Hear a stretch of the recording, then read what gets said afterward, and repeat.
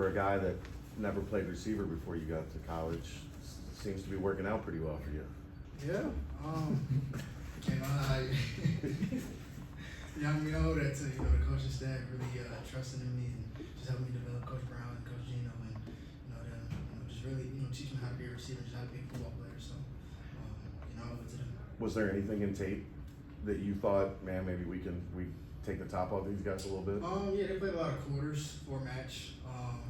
So that means there's going to be a lot of one-on-one outside with the cornerback. So basically, that's up to me to win. Throw some of those post routes, some of those deep balls and things of that nature.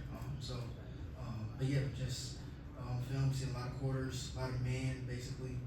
So it was just up to me to go win my one-on-one battles. You talked a lot about the post, but when you get those ones out on the field side, when it's flat a little bit farther down and you have a little bit of cushion, are you immediately thinking just, how do I put this guy on skates? Yeah, definitely. That comes from also film study and just, seeing things pre-snap, seeing how the DB comes down, what's his tendencies, you catch the ball, whether he's inside leverage or outside leverage. When you catch the ball, is he going to attack from outside or inside? So just really kind of feeling, where he's going to attack me. So. Do you see their eyes get big when you put your foot in the dirt like that and start to make a move on them?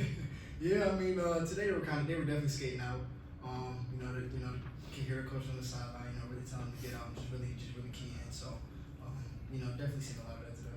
How's that trust developing between you and Ben? It gets better every week. We talk, after each play, whether we have a connection or a misconnection, we're always talking. I'm always, going to him and asking, what do you see? I'm telling him what I see. So we're always giving feedback to each other, and it's been great.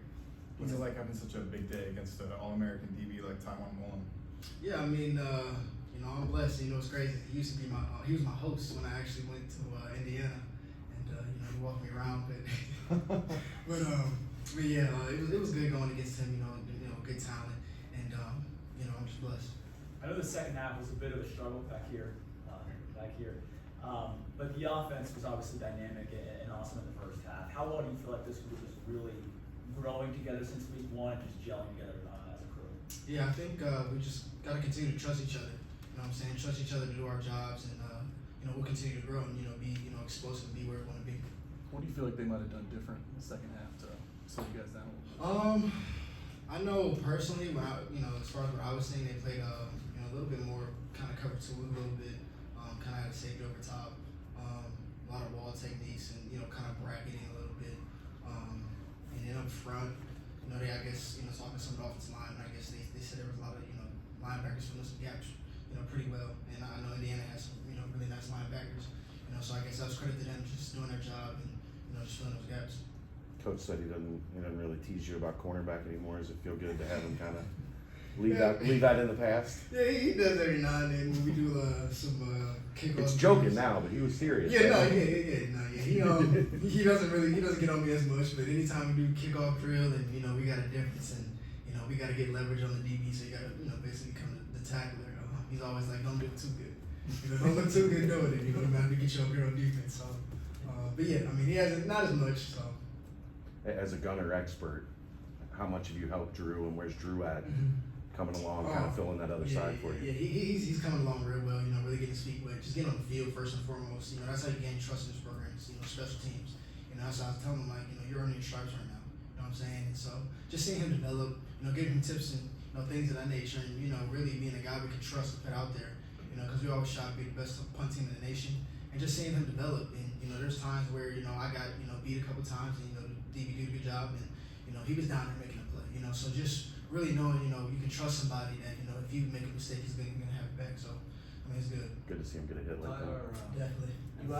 Zach can correct me if I'm wrong, but what I heard was you have etched your way onto the record books today. The first time in the history of Cincinnati football over 100 years, 3 touchdowns in 1 half. Congratulations. Yeah, I appreciate it. Yeah, Coach. I think Coach mentioned that in the post game. But no, that's just wild. To think about. I'm just so grateful. I thank God. For the opportunities to play. Every time I walk to the field, I mention it. Just say, Father, give me strength. And so, I just thank my teammates and everybody for just trusting me. You know what I'm saying? And Ben for just trusting me. Putting the ball in my hands and make a play. You ever had Back-to-back three? big games for you and Trey. Should we suspect that? Yeah, you know, we like I said last week, we wanted to come and make history, and we want to continue to do that. And you know, that's my brother. You know, I love him to death. So you can definitely expect that moving forward. One more for Tyler. You ever have 3 TDs and a half before? In high school, I did. I did in high school. As a running back. As a running back, I did. As a running back, I did have, you know, in high school. I want to say my junior year for sure. I remember Clark Leaf. I believe that. Cool. Thank you, Tyler. Appreciate you.